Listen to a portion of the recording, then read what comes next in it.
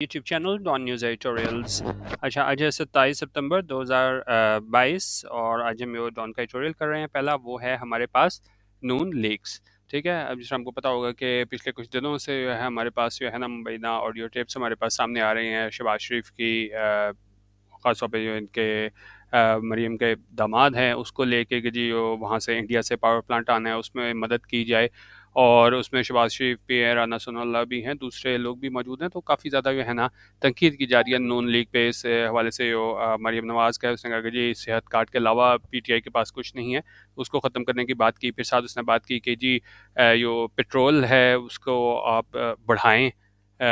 इसकी जो कीमत है, क्योंकि वैसे तो देखें सामने मीडिया के सामने कि जी उसके कई दफ़ा बयान आता है कि जी मियाँ साहब को बहुत तकलीफ़ होती है जब ये बढ़ता है, लेकिन जो पीछे मुबैना ऑडियो लीक्स आई तो वो कहानी बिल्कुल उससे मुख्तलिफ थी, तो उस हवाले से यहाँ से बात की गई है नून लीक्स। अच्छा, करेंगे जी, a set of audio clippings of discreetly recorded closed-door conversations between the Prime Minister and other key decision makers have surfaced on social media, capturing the nation's attention at a time when political tensions are on the boil. अच्छा, मैंने कहा set of video और set of audio clippings. Clippings क्या होता है? कोई बड़ा हिस्सा हो, कोई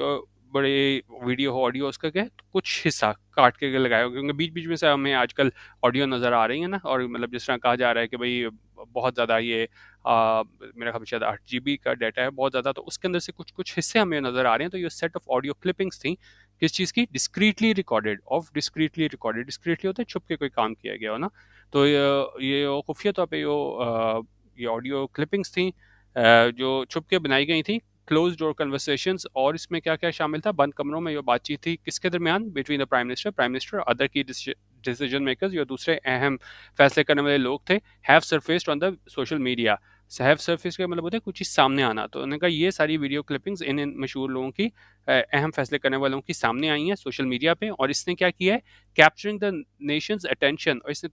तवज्जो मबजूल कर लिया जो कौम है उसकी, क्या है, अटेंशन कि यानी मतलब ज़ाहिर है हर एक की तवज्जो है वो इस जानिब क्या है, मबजूल हो गई है। और वो कब हुई है? At a time when political tensions are on the boil. अच्छा, ऑन द बॉयल एक ईडीएम, इसका मतलब है कि बहुत ज़्यादा कोई चीज़ जो है ना, इफ़ अ सिचुएशन और feeling is on the boil, it is very strong और एक्टिव। ठीक है, तो उन्होंने कहा जब ये पॉलिटिकल टेंशन्स बहुत ज़्यादा मतलब स्ट्रॉन्ग है, बहुत ज़्यादा हमें जो है ना ये टेंशन्स नज़र आ रही हैं, उस टाइम पे जो है ना जो नेशन की अटेंशन है, तवज्जो है ना, वो इन सोशल मीडिया क्लिपिंग्स ने हासिल कर ली हैं। अच्छा, अब ये कंटेंट है क्या, मवाद क्या है, इससे परेशान होना चाहिए नहीं होना चाहिए, उसके बारे में देखते हैं। Kiruji, the content of these recordings will be dissected in great detail by opinion makers in the coming days. उन्हें जो कंटेंट है, मवाद है इन रिकॉर्डिंग्स में, उसको डायसेक्ट किया जाएगा, उसको मतलब जांचा जाएगा ग्रेट डिटेल में, बड़ी तफसील के साथ, किसकी जानिब से? ओपिनियन मेकर्स की जानिब से, इन द कमिंग डेज, आने वाले दिनों में। ठीक है, the PTI has already started spinning them in its favour. और उन्होंने कहा पीटीआई ने पहले ही इसको ना अपने हक में कहना स्टार्ट कर दिया कि भाई ये सारी लीक्स हुई हैं, इससे साबित होता है कि जी बिल्कुल भी मुल्क के लिए वो फ़ायदेमंद नहीं है, वफादार नहीं है। और पीटीआई ने इसको क्या है अपने हक में कहने के लिए इन ऑडियो लीक्स को ना काम शुरू कर दिया है। ठीक है, पॉइंटिंग फिंगर्स, और किस तरह की है? Pointing fingers at Maryam Nawaz and demanding that the chief election commissioner resign. अच्छा, पॉइंट फिंगर्स दूसरी जानिब करना क्या मतलब होता है कि आप किसी पे इल्ज़ाम लगाते हो, और उन्हें किस तरीके से अपने हक में ये सारी बातें करना स्टार्ट किए हैं कि उन्होंने इल्ज़ाम लगाया है मरियम नवाज़ पे, और डिमांड किया है, तकाजा किया है चीफ इलेक्शन कमिश्नर से कि वो क्या है, रिज़ाइन करे, इस्तीफ़ा दे। There is an element of hesitation even the PTI is pursuing, however, as the national security implications of this leak become clearer. लेकिन उन्होंने कहा ये एक आंसर हमें जो है ना वो हिचकिचाहट का जो है ना वो पीटीआई में भी नज़र आता है कि जो, क्योंकि अब नेशनल सिक्योरिटी इम्प्लीकेशंस हैं, इसके कॉन्सिक्वेंसेस हैं इन लीक्स के, वो क्या है, बिल्कुल आगे वाजे हो रहे हैं। क्योंकि ये मतलब ये छोटी उस तरह की नहीं है कि कहीं पे कोई बात हुई, कोई लीक हो गई, अगर पीएम हाउस से कोई बातें लीक होती है तो यकीनन जो है ना ये नेशनल सिक्योरिटी का इशू बन जाता है। Ajay Nikki, the biggest question at the moment is how a lapse of such grave proportions happen on a watch of multiple security institutions tasked with protecting the Prime Minister against exactly such threats. उनका सबसे बड़ा सवाल यह है इस time कि किस तरह ये लैप्स था। ठीक है, लैप्स क्या होता है, मतलब कि कमी कोई आप कह लेना, इतने बड़े पैमाने पे एक कमी, एक झोल, ये किस तरह आ गया। और ख़ासतौर पे जब ये हमारे मुतादिद सिक्योरिटी इंस्टीट्यूशंस जिन्हें टास्क दिया गया था कि जी आपने प्रोटेक्ट करना है, हिफाजत करनी है प्राइम मिनिस्टर की अगेंस्ट एग्जैक्टली सच थ्रेट्स के, इस तरह के सिक्योरिटी थ्रेट से जो जिन्होंने बचाना था सिक्योरिटी इंस्टीट्यूशन ने, तो किस तरह उनके नीचे है ना ये सब कुछ हो गया। ठीक है, और क्या कमी रही। अच्छा, अब करेंगे जी when former finance minister Shaukat Tarin's telephone call with Taimur Jagre with the IMF deal was leaked recently, there had been little question about who may have been snooping in on their conversation. उनका जब ये साबिक finance minister Shaukat तरीन की telephone call Taimur झगड़ा के साथ IMF deal को लेकर लीक हुई थी हाल ही में, तो मतलब ना के बराबर लोगों को शक था कि कौन था इसके पीछे, who may have been snooping in. Snooping in होता है कि जब आप जो हो सीक्रेटली है ना वो दूसरे को इन्फॉर्मेशन आप क्या करते हो, यहाँ पे अगर आप देखें तो कह रहे हैं कि जी to look around the place secretly in order to discover things और find out information about someone on something, जब खुफिया तौर पे आप क्या है दूसरे की इजाजत के बगैर क्या इन्फॉर्मेशन गैदर करने की कोशिश करते हो, तो उन्होंने कहा उस टाइम मतलब सारे लोगों को पता था ये सारे पीछे कौन कर रहा है। लेकिन अब इसमें प्रॉब्लम पता क्या है, phone tapping is par for the course in a country where civilian leaders are fair game for illegal surveillance and few care about individuals' right to privacy. अच्छा, अब सिविलियन गवर्नमेंट को लेकर बात करें कि जी फ़ोन टैपिंग है, क्योंकि पहली बार तो नहीं हुआ है कि फ़ोन सुना गया है किसी का, लेकिन अगर ये फ़ोन टैपिंग है, ये क्या है, ये इस मुल्क में जहाँ पे जो सिविलियन लीडर्स हैं ना, वो उनके लिए बिल्कुल ये क्या है, एक minute, in a country where civilian leaders are fair game for illegal surveillance, ठीक है, तो मतलब इस मुल्क में जहाँ पे सिविलियन लीडर्स, वहाँ पे इसको ये नहीं समझा जाता कि इनकी प्राइवेसी जो है ना इन्वेड हो रही है, इलीगली जो है ना सर्वेलेंस करके उनकी जांच करके पता करा के secretly, and few care about individuals right to privacy, और एंड फ्यू केयर मतलब कोई भी इक्का दुक्के के अलावा कोई क्या है, मतलब लोग फ्यू केयर का मतलब हो गया कि कोई भी नहीं परवाह करता कि राइट टू प्राइवेसी के हवाले से, खासतौर पे किस हवाले से सिविलियन लीडर्स को लेके बात कर रहे हैं, क्योंकि हमेशा से हमें पता है एस्टेब्लिशमेंट जो है ना ये फ़ोन टैप करती आई है सिविलियन लीडर्स के, ठीक है। अच्छा, हाउएवर ताहम things seem quite different this time, लेकिन उन्होंने कहा इस दफ़ा जो है ना वो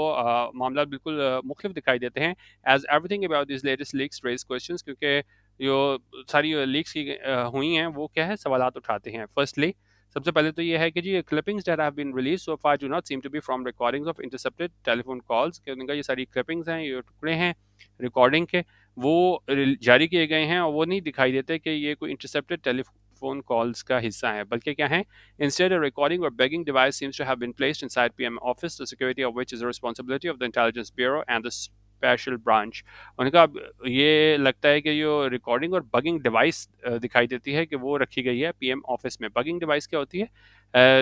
जब आप मतलब इस तरह आप कह लें ना कि इसको आप कह लें मतलब छुप के जब आप इस तरह किसी डिवाइस के ज़रिए है ना वो मालूमात हासिल करने की कोशिश करते हो, जिस तरह common technique in surveillance espionage and police investigations, ठीक है, तो ये मालूमात हासिल करने के लिए इस तरह क्या है बगिंग डिवाइस जो है ना वो इंस्टॉल की जाती हैं, ठीक हो गया।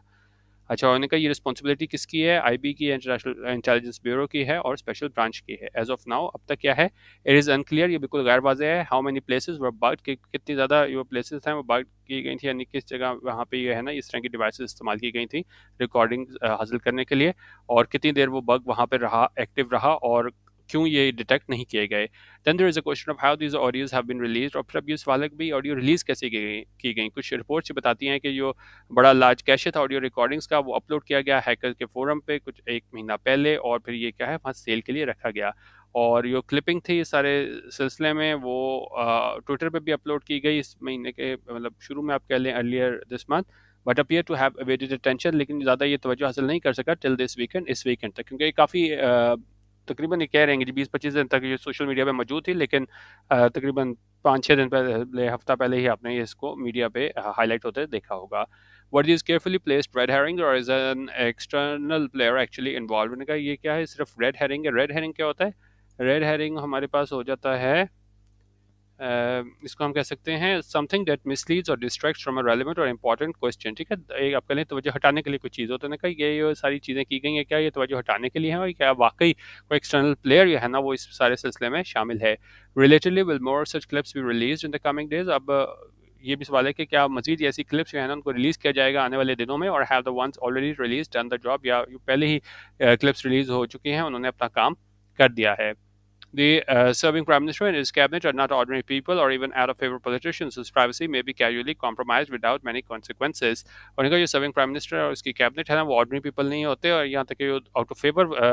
पॉलिटिशियंस भी हैं जिनकी प्राइवेसी है ना वो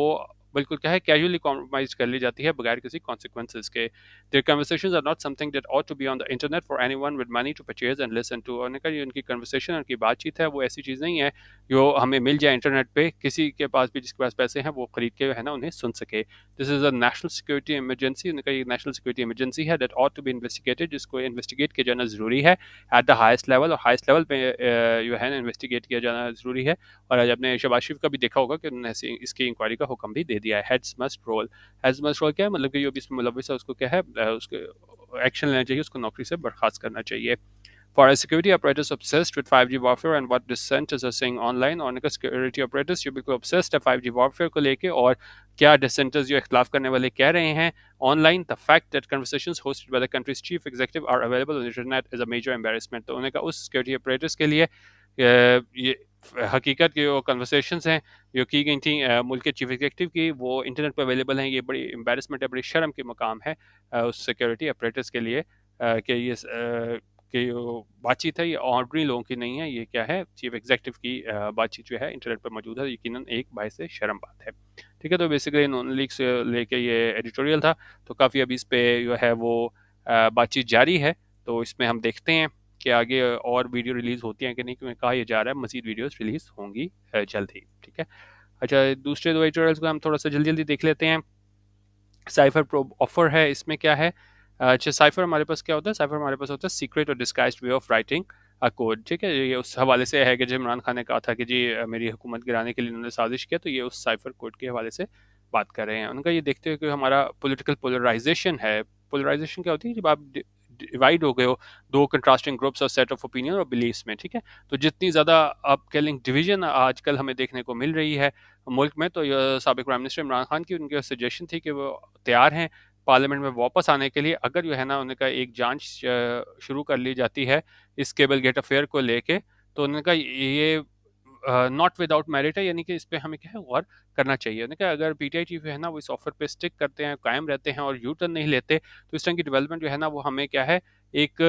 क्रूज की जानिब ले जा सकती है, अमन की जानिब ले जा सकती है पीटीआई और रूलिंग पीडीएम के दरमियान। क्योंकि वैसे तो उन्होंने कहा बहुत ज़्यादा पोलराइजेशन है, लेकिन उन्होंने कहा ये जो सजेशन है वो क्या है, वो मतलब इस पे गौर करना चाहिए। अच्छा, इस्लामाबाद में बात करते हुए सैटरडे को मिस्टर खान ने कहा कि जी वो सोचेंगे अपने इस्तीफे वापस लेना, जो इसके एमएनए ने अप्रैल में दिए थे जब पीटीआई लीडर को जो है ना वो ऑफिस से हटा दिया गया था प्राइम मिनिस्टर का इन वोट ऑफ नो कॉन्फिडेंस में। और पीटीआई का जो बयानिया है ना वो उस तब से अब तक ये है कि गवर्नमेंट जो है ना वो निकाली गई थी इस कॉन्स्पिरेसी की वजह से, साजिश की वजह से, जो यूएस ने की थी किसके साथ मिलके, पावरफुल लोकल प्लेयर्स के साथ मिलके। ठीक है,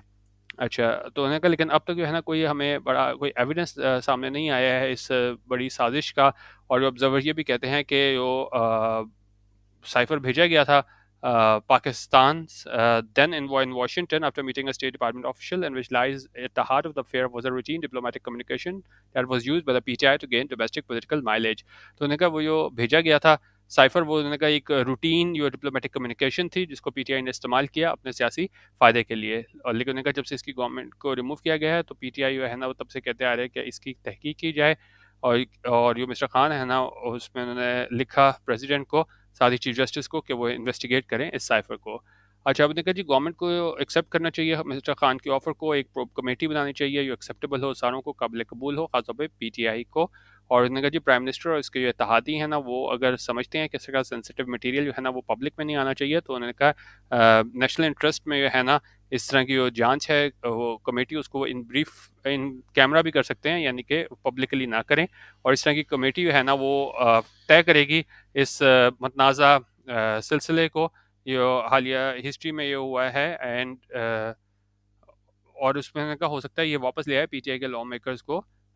इसमें असम्बली में। और उन्होंने कहा अगर मिस्टर खान इनकार कर देते हैं नेशनल असम्बली आने में, बावजूद इसके जो है ना वो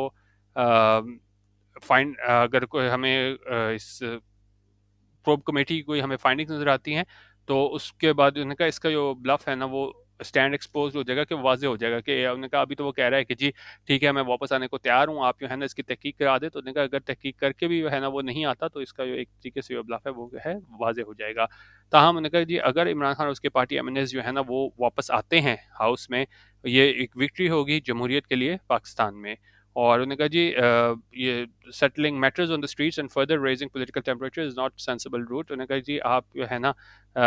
इस तरीके से अपने वो झगड़े हैं वो उसको स्ट्रीट पे सॉल्व करने की कोशिश करो और इससे जो है ना सियासी दरजहरात में इजाफा हो, ये एक सेंसिबल रूट नहीं है। और साथ ही करेंगे जी पार्लियामेंट जो है ना वो राइट फोरम है दोनों साइड्स के लिए कि वो अपने डिफरेंसेस हैं उनको वहाँ पे तय करें और कॉम्प्रोमाइज़ करें, जो मदद करेगा पाकिस्तान को कि वो इस पॉलिटिकल पैरालिसिस से बाहर निकल सके, जो अभी वो एक्सपीरियंस कर रहा है। और उन्होंने कहा जी मिस्टर खान ने है ना वो बॉल रोलिंग कोalition कोर्ट के पास मतलब दे दिया कि मतलब अब उन्होंने डिसाइड करना है and now it's up to the PDM to take matters forward, कि अब पीडीएम ने डिसाइड करना है कि आगे क्या होना है। ठीक है, अच्छा। अब जल्दी से हम तीसरा एडिटोरियल देख लेते हैं। वो तीसरा एडिटोरियल हमारे पास ये है डिलेइंग दोहा प्लान्स। अच्छा, दोहा ने है ना $3 बिलियन का ऐलान किया था, कहा जा रहा था कि भाई फटाफट यहाँ से हम हमारे जो ब्यूरोक्रेसी है वो इसको जो है ना वो स्पीड अप करेगी और हमारे पास इन्वेस्टमेंट आ जाएगी। लेकिन जो है ना इन्होंने कहा है कि जी यहाँ पे बात की गई है, एक मिनट, इसमें यहाँ पे इन्होंने बात की थी इसकी रेड टेप क्या होता है कि जब मतलब ज़रूरत से ज़्यादा आप रुकावटें खड़ी कर दोगे जी, ये चीज़ें होनी चाहिए करने के लिए। जिस तरह एग्जांपल देखें, red tape is an idiom referring to regulations और कंफर्मिटी टू फॉर्मल रूल्स और standards which are claim to be excessive, rigid और रिडंडेंट। कोई बहुत ज़्यादा रूल्स वगैरह लिख दो कि भई अब अगले इतने ज़्यादा है कि इन्वेस्टमेंट कर रहा है और आप उसमें क्या है